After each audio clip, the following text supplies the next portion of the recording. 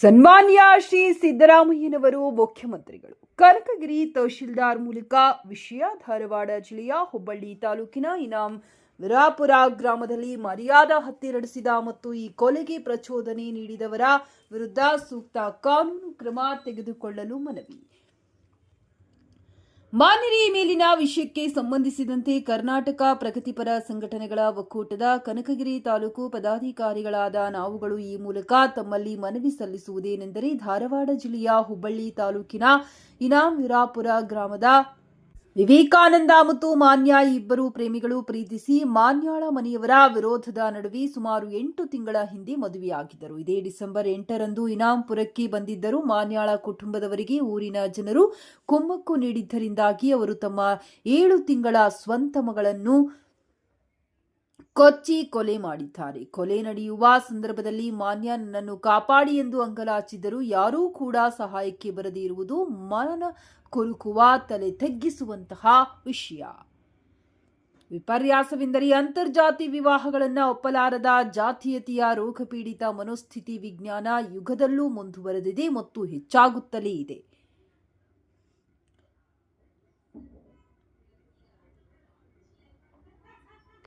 ಪಾಮಣ್ಣ, ಅರಳಿಗನೂರ್, ಲಿಂಗಪ್ಪ ಪೂಜಾರಿ, ಹನುಮಂತಪ್ಪ ಬಸರಿಗಿಡದ್, ಪಟ್ಟಣ ಪಂಚಾಯತ್ ಸದಸ್ಯರು ಶೇಷಪ್ಪ ಪೂಜಾರ್, ನೀಲಕಂಠ ಬಡಿಗೆ, ಸಣ್ಣ ಹನುಮಂತ ಹುಲಿ ಹೌದರ್ ಮಾತನಾಡಿದರು. ಸಣ್ಣ ದುರ್ಗಪ್ಪ, ಗೋರ್ಲಕೆರೆ ದುರ್ಗಪ್ಪ, ಲಕ್ಕಮ್ಮಪುರ ದೊಡ್ಡಮನಿ, ಉಮೇಶ್ ಮ್ಯಾಗೇಡಿ, ಸುರೇಶ್ ಕುರುಗೋಡು, ಹೊನ್ನೂರು, ಬಿಡಿ ಹನುಮಂತ್ ರೆಡ್ಡಿ, ಹನುಮೇಶ್, ದಿಶ್ ವೆಂಕಟೇಶ್ ಪೂಜಾರ್ ಉಪಸ್ಥಿತರಿದ್ದರು.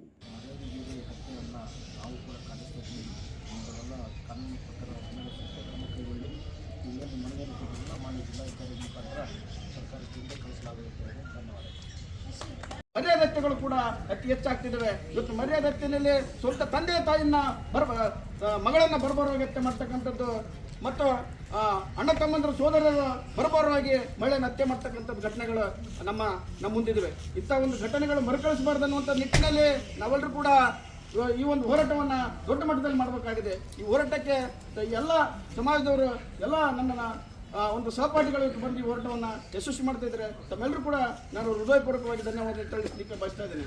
ಇವತ್ತು ಈ ಜಾತಿ ವ್ಯವಸ್ಥೆಯ ವಿರುದ್ಧವಾಗಿ ಅವರನ್ನು ಊರಿಂದ ಆಚೆ ಇಟ್ಟಿರ್ತಕ್ಕಂಥ ಘಟನೆ ಇತ್ತು. ಇದನ್ನು ಮಾನ್ಯ ಜಿಲ್ಲಾಧಿಕಾರಿಗಳು ಇವತ್ತು ಅವರ ಮನೆಗಳಿಗೆ ಪ್ರವೇಶ ಮಾಡಲಿಕ್ಕೆ ಅವಕಾಶ ಮಾಡಿಕೊಟ್ಟಿದ್ದಾರೆ. ಗೃಹ ಇಲಾಖೆ ಇದನ್ನು ಕಣ್ಮುಚ್ಚಿ ಕುಳಿತುಕೊಳ್ಳದೆ ಇದನ್ನು ಕಠಿಣವಾಗಿ ಹತ್ಯೆಯನ್ನು ಬರ್ಬರವಾಗಿ ಹತ್ಯೆಯನ್ನು ಯಾರು ಮಾಡಿದ್ದಾರೆ ಆ ಕುಟುಂಬಕ್ಕೆ ಕಠಿಣವಾದ ಶಿಕ್ಷೆಯನ್ನು ಕೊಡಬೇಕು. ಆ ಒಂದು ವಿವೇಕಾನಂದ ಕುಟುಂಬಕ್ಕೆ ನ್ಯಾಯವನ್ನು ತೋರಿಸಿಕೊಡ್ಬೇಕು ಅಂತ ನಿಟ್ಟಿನಲ್ಲಿ ಕೆಲಸ ಮಾಡಬೇಕಂತೇಳಿ ನಾನು ಅವರಿಗೆ ಇವತ್ತು ಒತ್ತಾಯ ಮಾಡ್ತಾ ಇದ್ದೇನೆ. ಈ ಎಲ್ಲ ನಮ್ಮ ಸಂಘಟನಾ ಪರವಾಗಿ ಕೂಡ ಇವತ್ತು ಸರ್ಕಾರಕ್ಕೆ ನಾವು ಮನವಿಯನ್ನು ಕೊಡ್ತಾ ಇದ್ದೇವೆ. ಈ ಕಠಿಣ ಕ್ರಮವನ್ನು ತಗೊಂಡು ಅವ್ರ ಮೇಲೆ ನಿರ್ದಾಕ್ಷಿಣ್ಯವಾಗಿ ಕಠಿಣ ಕ್ರಮ ತಗೋಬೇಕಾಗಿದೆ.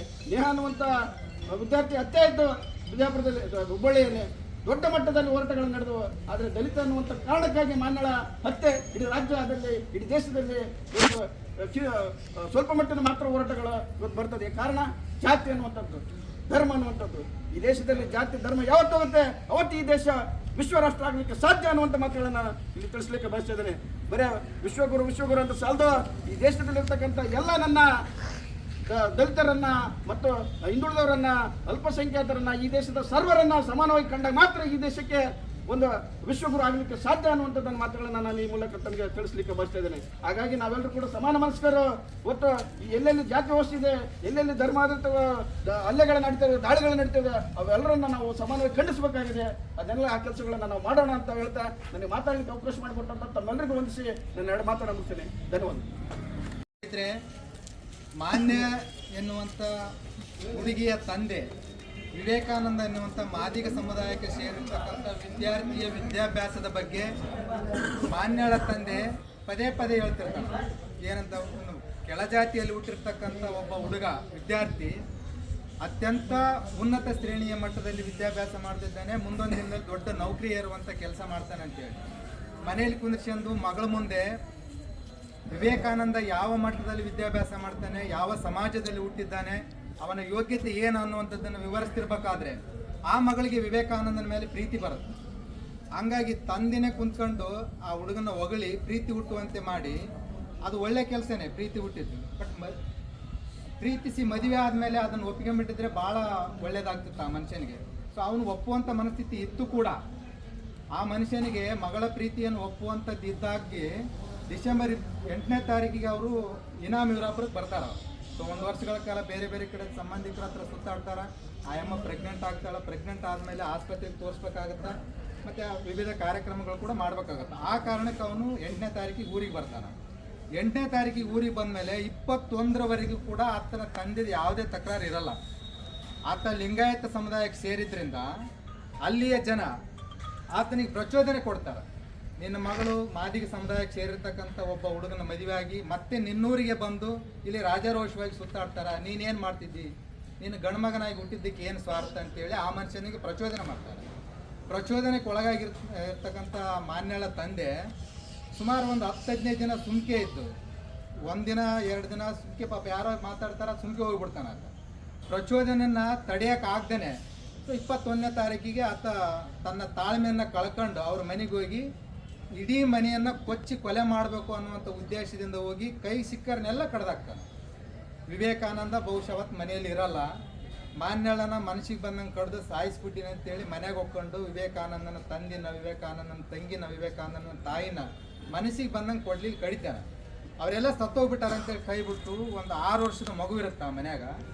ಆ 6 ವರ್ಷದ ಮಗುವನ್ನ ಕೈ ತಿರುವಿ ಮುರಿದು ಆ ಹುಡುಗಿಗೆ ಹೇಳ್ತಾನಂತಂದ್ರೆ ಜಾತಿಯ ಕ್ರೌರ್ಯ ಯಾವ ಮಟ್ಟದಲ್ಲಿದೆ ಅನ್ನುವಂಥದ್ದು ಉದಾಹರಣೆ ಇದೆ. ಆ ಹುಡುಗಿ ಕೈ ಮುರಿದು ನಿನ್ನನ್ನು ಮಾತ್ರ ಜೀವಂತ ಬಿಡ್ತೀನಿ, ನಾನು ಮಿಕ್ಕರೆಲ್ಲರನ್ನ ಸಾಯಿಸಿ ಸಮಾಧಿ ಮಾಡ್ತೀನಿ, ನಿನ್ನನ್ನು ಮಾತ್ರ ಜೀವಂತ ಬಿಡ್ತೀನಿ. ಯಾಕೆ ಅಂತಂದರೆ ಲಿಂಗಾಯತ ಸಮುದಾಯದಲ್ಲಿ ಹುಟ್ಟಿರ್ತಕ್ಕಂಥ ಒಂದು ಹುಡುಗಿನ ಮಾದಿಗ ಸಮುದಾಯಕ್ಕೆ ಹುಟ್ಟಿರ್ತಕ್ಕಂಥ ಒಬ್ಬ ಹುಡುಗ ಮದುವೆ ಆದರೆ ಪರಿಸ್ಥಿತಿ ಹೆಂಗಿರುತ್ತೆ, ಹೆಂಗೆ ಕಡ್ದು ನಾವು ಸಮಾಧಿ ಮಾಡ್ತೀವಿ ಅನ್ನುವಂಥದ್ದನ್ನು ಹೇಳಕ್ಕೆ ನೀನು ಬದುಕಿರ್ಬೇಕು. ನಾಳೆ ನೀನು ದೊಡ್ಡಕ್ಕೆ ಆದಮೇಲೆ ನಮ್ಮ ಮನೆತಂದರು ಎಲ್ಲರೂ ಕೊಲೆಗೀಡಾದರು. ಆ ಕೊಲೆ ಕಾರಣ ಏನಂತಂದರೆ ನಮ್ಮ ವಿವೇಕಾನಂದ ಮಾನ್ಯಳ ಮದುವೆ ಆಗಿದ್ದ, ಆ ಕಾರಣಕ್ಕೆ ನಮ್ಮ ಇಡೀ ಕುಟುಂಬ ಸರ್ವನಾಶ ಮಾಡಿದ್ರು ಅಂತೇಳಿ ಹೇಳಕ್ಕೆ ನೀನು ಬದುಕಿರ್ಬೇಕು ಅನ್ನುವಂಥ ಕ್ರೌರ್ಯವನ್ನು ಏನು ಮೆರಿತಾನಲ್ಲ, ಇದನ್ನು ಯಾರೂ ಕೂಡ ಸಹಿಸಬಾರ್ದು. ಸೊ ಇಲ್ಲಿ ಮಾದಿಗ, ಚಲವಾದಿ, ನಾಯಕ, ಲಿಂಗಾಯತ ಯಾವುದೇ ಜಾತಿ ಇಲ್ಲ. ಇಲ್ಲಿ ಇರೋದೊಂದೇ, ಒಂದು ಗಂಡು ಜಾತಿ, ಒಂದು ಹೆಣ್ಣು ಜಾತಿ. ಈ ಮಾನವ ಕುಲದಲ್ಲಿ ಹುಟ್ಟಿದ್ದೀವಿ ಅಂದಮೇಲೆ, ಮನುಷ್ಯತ್ವ ಇದೆ ಅಂದಮೇಲೆ ಎಲ್ಲರೂ ಸಮಾನರು ಅನ್ನುವಂಥ ಮನಸ್ಥಿತಿ ಇರಬೇಕು. ವಿಶ್ವಗುರು ಬಸವಣ್ಣವ್ರು ಹುಟ್ಟೋದಕ್ಕಿಂತ ಮುಂಚಿತವಾಗಿ ಲಿಂಗಾಯತ ಅನ್ನುವಂಥ ಸಮುದಾಯನ ಹುಟ್ಟಾಕಿದ್ದೇ ಬಸವಣ್ಣವರು. ಅದೊಂದು ಧರ್ಮ, ಹಲವಾರು ಕಾರಣಗಳಿಂದ ಅದು ಧರ್ಮ ಆಗಿ ಇದುವರೆಗೂ ಕೂಡ ಸ್ಥಾಪನೆ ಮಾಡೋಕ್ಕಾಗಲಿಲ್ಲ, ಅದು ಬೇರೆ ವಿಷಯ. ವಿಶ್ವಗುರು ಬಸವಣ್ಣವರು ಈ ಭೂಮಿ ಮೇಲೆ ಹುಟ್ಟೋದಕ್ಕಿಂತ ಮುಂಚಿತವಾಗಿ ಲಿಂಗಾಯತ ಅನ್ನುವಂಥ ಒಂದು ಜಾತಿನೇ ಇರಲಿಲ್ಲ, ಅದು ಒಂದು ಧರ್ಮ. ಆ ಧರ್ಮದಲ್ಲಿ ಇವತ್ತೇ ನಾನು ಹೋಗಿ ಲಿಂಗಾಯತ ಆಗ್ಬೋದು.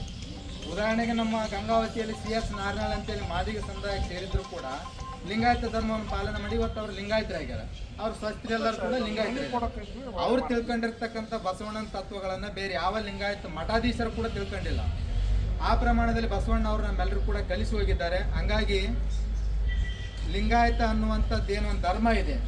ಬಸವಣ್ಣವ್ರು ಈ ಲಿಂಗಾಯತ ಅನ್ನುವಂಥ ಒಂದು ಧರ್ಮನ ಹುಟ್ಟಾಗೋಕ್ಕಿಂತ ಮುಂಚೆ ನಾವು ಯಾವ ಸಮುದಾಯಕ್ಕೆ ಸೇರಿದ್ವಿ, ನಾವು ಮಾದಿಗರಾಗಿದ್ವು, ಚಲವಾದ್ಯರಾಗಿದ್ವು, ಲಿಂಗಾಯತರಾಗಿದ್ವು ಅಥವಾ ಒಕ್ಕಲಿಗರಾಗಿದ್ರು, ಯಾರಾಗಿದ್ವು ಅನ್ನೋದು ಗೊತ್ತೇ ಇಲ್ಲ ನಮಗೆ. ಸೊ ಬಸವಣ್ಣವರು ಆ ಧರ್ಮವನ್ನು ಹುಟ್ಟಾಕಿದ ಮೇಲೆ ಎಲ್ಲರೂ ಕೂಡ ನಾವೀಗ ಲಿಂಗಾಯತರು ಅಂತೇಳಿ ಹೇಳ್ತೀವಿ. ಹಾಗಾಗಿ ಈ ಜಾತಿಯ ಒಂದು ಪೆಡಂಭೂತವನ್ನು ಎಲ್ಲರೂ ಕೂಡ ಕಿತ್ತಾಕ್ಬೇಕು, ಎಲ್ಲರೂ ಕೂಡ ಸಮಾನವಾಗಿ ಬದುಕುವಂಥ ವ್ಯವಸ್ಥೆ ಆಗ್ಬೇಕು. ನಾವೇನು ಈ ಬಾಬಾ ಸಾಹೇಬರು ಬರೆದಿರ್ತಕ್ಕಂಥ ಸಂವಿಧಾನದ ಅಡಿಯಲ್ಲಿ ಬದುಕ್ತಾ ಇದ್ದೀವಿ, ಸಂವಿಧಾನದ ಆಶಯಗಳೇನಿದೆ ಆ ರೀತಿ ಎಲ್ಲರೂ ಕೂಡ ಬದುಕುವಂಥ ನಿಟ್ಟಿನಲ್ಲಿ ಕೆಲಸ ಮಾಡೋಣ. ಜೊತೆಗೆ ಮಾನ್ಯಳ ಹೆಸರಿನಲ್ಲಿ ಈ ಮರ್ಯಾದೆ ಹತ್ಯೆ ಅನ್ನುವಂಥದ್ದು ಏನು ಮಾಡ್ತಾ ಇದ್ದಾರೆ ರಾಜ್ಯಾದ್ಯಂತ. ಸೊ ಮೊನ್ನೆ ಶಿವಮೊಗ್ಗದಲ್ಲಿ ಕೂಡ ಒಂದು ಹತ್ಯೆ ಆದಂಥ ವಿಷಯ ಹೊರಗಡೆ ಬಂದಿದೆ.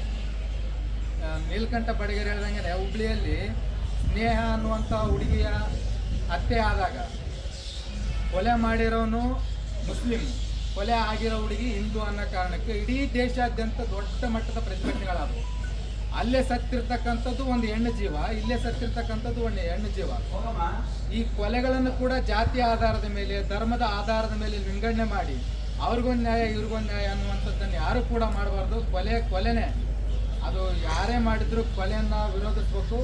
ಹಾಗಾಗಿ ಈ ಮಾನ್ಯಳ ಹೆಸರಿನ ಮೇಲೆ ಮರ್ಯಾದೆ ಹತ್ಯೆ ಮಾಡುವಂಥವ್ರ ವಿರುದ್ಧ ಕಠಿಣ ಕಾನೂನು ಕ್ರಮವನ್ನು ತೆಗೆದುಕೊಳ್ಳುವಂಥ ನಿಟ್ಟಿನಲ್ಲಿ ಒಂದು ಕಾನೂನನ್ನು ಕೂಡ ಜಾರಿ ಮಾಡುವಂಥ, ಈಗೇನು ದೆಹಲಿ ಒಳಗೆ ನಿರ್ಭಯ ಹತ್ಯೆ ಆದಾಗ ಏನು ಒಂದು ನಿರ್ಭಯ ಹೆಸರಿನ ಮೇಲೆ ಕಾನೂನು ಜಾರಿ ಆಯಿತು, ಅದೇ ರೀತಿ ಮಾನ್ಯಳ ಹೆಸರಿನ ಮೇಲೆ ಒಂದು ಅತ್ಯಂತ ಕಠಿಣ ಕ್ರಮವನ್ನು ಜರುಗಿಸುವಂಥ ಒಂದು ಕಾನೂನನ್ನು ಜಾರಿ ಮಾಡೋ ನಿಟ್ಟಿನಲ್ಲಿ ನಾವೆಲ್ಲರೂ ಕೂಡ ಹೋರಾಟ ಮಾಡೋಣ ಅಂತೇಳಿ ಈ ಒಂದು ಹೋರಾಟದಲ್ಲಿ ಭಾಗವಹಿಸಿರ್ತಕ್ಕಂಥ ಎಲ್ರಿಗೂ ಅನಿಸಿ, ನಾನು ಮಾತನಾಡಲಿಕ್ಕೆ ಅವಕಾಶ ಕೊಟ್ಟಿರ್ತಕ್ಕಂಥ ಎಲ್ರಿಗೂ ಅನಿಸಿ, ಈ ಹೋರಾಟದಲ್ಲಿ ಭಾಗವಹಿಸಿರ್ತಕ್ಕಂಥ ವಿವಿಧ ಸಂಘಟನೆಯ ಪದಾಧಿಕಾರಿಗಳಿಗೂ ಕೂಡ ಈ ಒಂದು ಹೋರಾಟ ಕಾರ್ಯಕ್ರಮದಲ್ಲಿ ಬಂದಿರತಕ್ಕಂಥ ಮತ್ತೊಂದು ಸಾರಿ ಹೃತ್ಪೂರ್ವಕ ಅಭಿನಂದನೆಗಳನ್ನು ಹೇಳಿ ನನ್ನ ಮಾತುಗಳನ್ನು